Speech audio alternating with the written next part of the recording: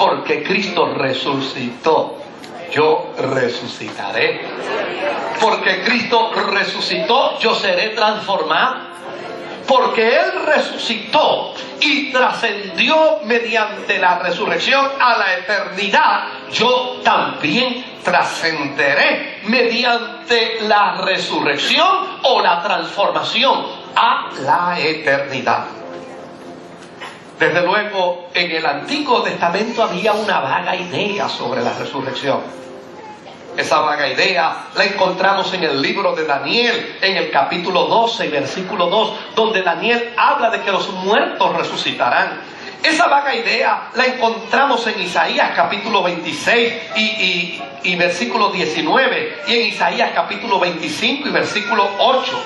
Esa vaga idea la vemos también en el Salmo 73 y en el verso 24, y la vemos también en el Salmo 48 y verso 14.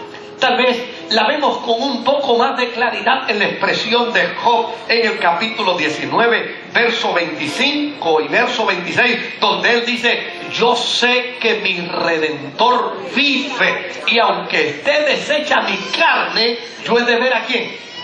Yo he de ver a mi Señor. Yo he de ver a mi Dios.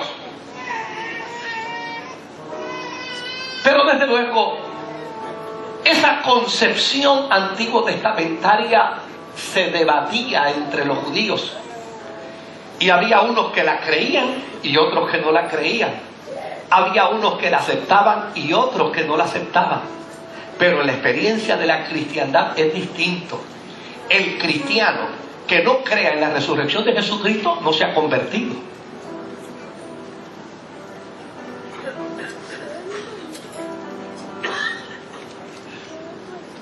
El cristiano que no afirme la resurrección de Jesús todavía no ha tenido un encuentro con el Jesús de la palabra.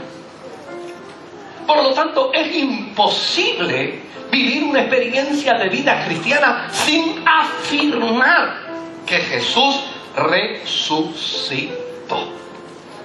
De hecho, el escritor de la carta a Timoteo, en 2 de Timoteo, en el capítulo 1 y en el versículo 10, nos dice de la manera siguiente: mas ahora es manifestada por la aparición de nuestro Salvador Jesucristo, el cual quitó la muerte y sacó a la luz la vida y la inmortalidad por el Evangelio. ¿Qué nos quiere decir el autor de Timoteo? Él lo que nos quiere decir es que por el conocimiento de la fe evangélica, por el conocimiento de la fe cristiana, la resurrección de Jesucristo de entre los muertos ha planteado en el querigma, en la predicación, una verdad fundamental. ¿Cuál es esa verdad fundamental? Número 1, que mediante la resurrección, la muerte ya no tiene poder sobre los que creen en Jesucristo. Ya no tiene autoridad sobre los que creen en Jesucristo. Segundo, que nos ha sido garantizado mediante la resurrección de Jesucristo la inmortalidad.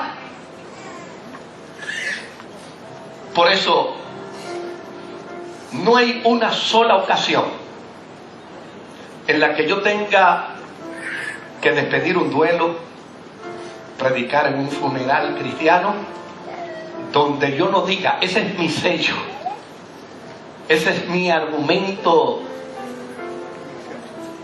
que no puede obviarse, que no puede eliminarse. Es que yo diga que ese hermano o esa hermana cerró sus ojos aquí para abrirlos ante la presencia del Señor. ¿Por qué razón, queridos? Simple y llanamente porque el evangelio que afirma la resurrección de Jesucristo es el evangelio que nos demarca el sentido de la esperanza gloriosa de la inmortalidad. Y tercero, porque es el evangelio que plantea la vida no meramente en el aquí y en el ahora, sino nos demarca la vida como la dice el salmista: este Dios bueno y fiel me acompañará aún hasta después de la muerte. Es decir, la resurrección de Jesucristo no solamente es la base de la fe cristiana, sino que es la base de mi propia fe en mi interacción con Dios. Es lo que me mantiene en pie en el proceso del peregrinar de la vida. Es lo que me hace sentir a mí confiado, sobre todo cuando me miro en el espejo y veo que me estoy poniendo más viejo. Sobre todo cuando ya me empiezan a salir dolamas y dolores y achaques. Sobre todo cuando la ley de la probabilidad me dice que ya tengo menos días para disfrutar que lo que ya he disfrutado.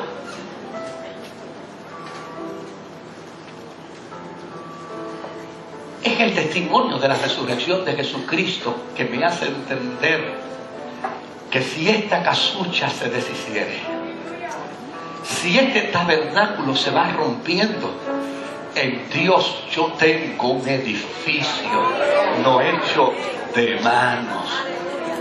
La resurrección es la que me pone a mí en la perspectiva y en la dirección correcta dentro de la experiencia de la fe, porque afirma mi esperanza en aquel que dijo: yo soy la resurrección y la vida, y el que cree en mí, no solamente en mi historia, no solamente en mi acción social, no es solamente en mi acción humanista, sino el que cree en mí, como dice la Escritura, no vendrá jamás a condenación, sino que ha pasado de muerte a vida.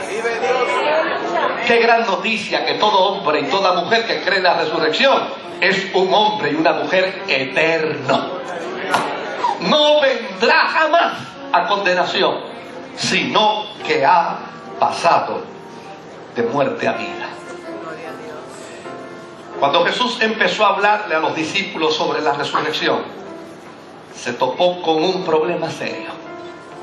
Se topó con el problema de unos fariseos que creían, pero le contradecían solo porque era él el que lo decía. Y se encontró con unos saduceos que no creían en la resurrección. Eran los hombres que decían: cuando uno se muere, ahí se acaba todo.